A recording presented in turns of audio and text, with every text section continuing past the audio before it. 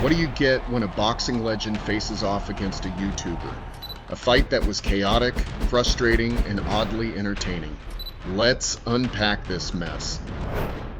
This wasn't just a boxing match.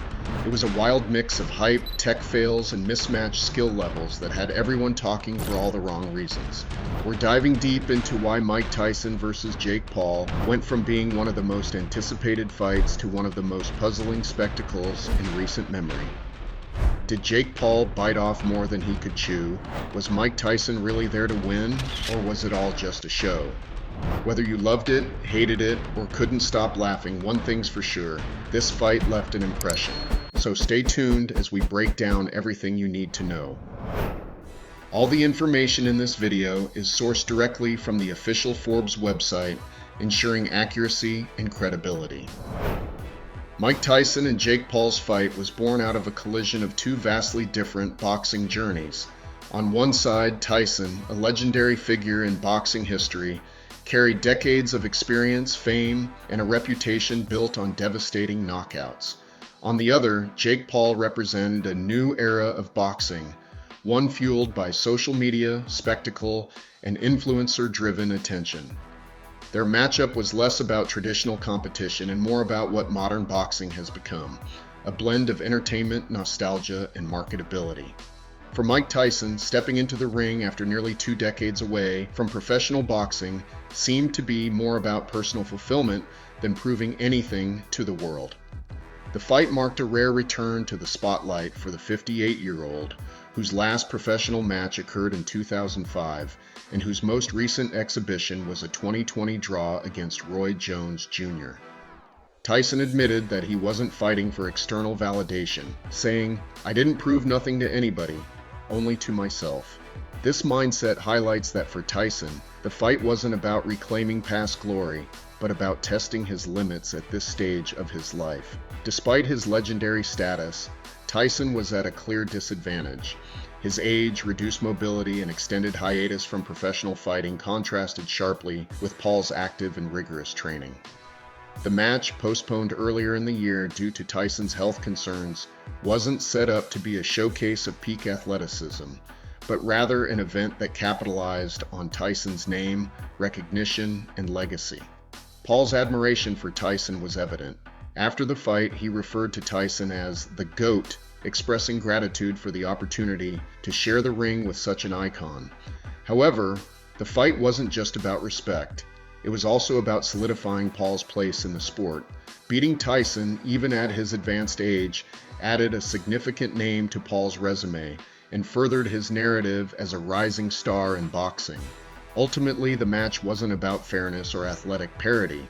Tyson's legacy was already cemented, and Paul's career was still evolving.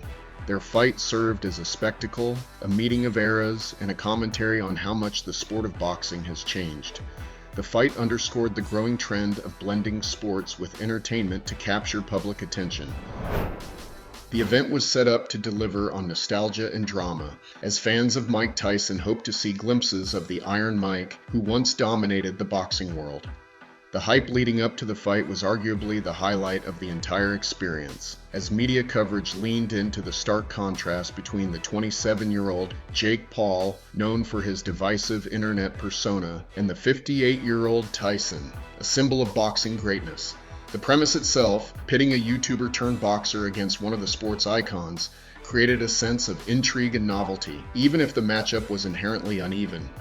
However, the fight itself failed to live up to the buzz. The massive 31-year age gap and Tyson's 2-decade absence from professional boxing made the outcome feel inevitable. Paul dominated the match without ever needing to deliver a decisive blow. Tyson, though spirited, struggled to keep up with Paul's speed and volume of punches, leaving the audience with a lackluster performance instead of the competitive bout they had hoped for. Adding to the disappointment were technical issues with Netflix's live stream, which marked the platform's first foray into hosting a boxing match. Many viewers reported buffering and freezing problems, causing frustration and pulling them out of the moment. These disruptions deflated the event's energy and overshadowed its historic significance as Netflix's debut in sports broadcasting. Fans who tuned in to see a historic fight were left grappling with poor streaming quality. Inside the ring, the energy quickly fizzled out. Tyson, while showing flashes of his old skill, was noticeably slower and lacked the explosive movement that once defined his fighting style. Paul, on the other hand, appeared to hold back, perhaps out of respect for Tyson, or a calculated decision to avoid unnecessary risks. This dynamic led to a fight that felt more like a cautious sparring session than the high-stakes battle fans were promised. As the rounds progressed, boos filled the stadium, reflecting the crowd's growing dissatisfaction. The event's lasting impression was one of missed potential. The fight's underwhelming outcome serves as a cautionary tale about relying too heavily on spectacle without delivering substance. The matchup between Jake Paul and Mike Tyson, while intriguing on paper, faced inherent challenges that ultimately limited its potential. There are ways this event could have been more engaging and satisfying for fans while still leveraging the star power of both participants. Tyson's performance showed moments of brilliance but was ultimately hindered by his age and conditioning.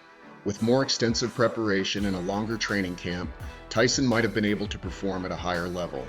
While he wouldn't have matched Paul's youth and activity level, better conditioning could have made him a more formidable opponent.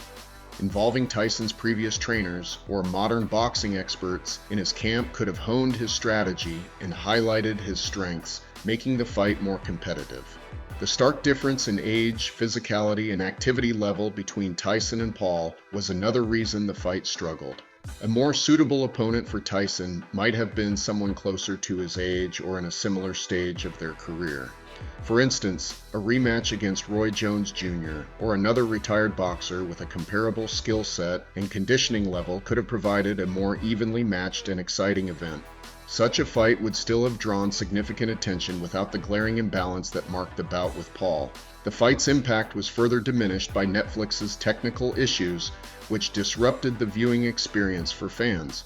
A more reliable platform or extensive testing of the live stream could have prevented buffering and freezing issues, preserving the excitement of the event.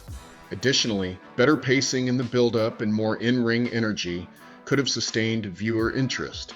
Instead of framing the match as a pure contest, the event could have leaned into storytelling and spectacle, focusing on Tyson's legendary career and Paul's rise as a new type of boxing figure.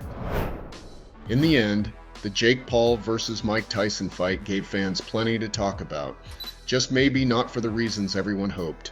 Whether it was the wild hype, the technical glitches, or the clear mismatch in the ring, this fight showed the good, the bad, and the messy side of mixing nostalgia with modern entertainment. But this is just one chapter in the ever-evolving world of boxing and influencer matchups. Who knows what's next?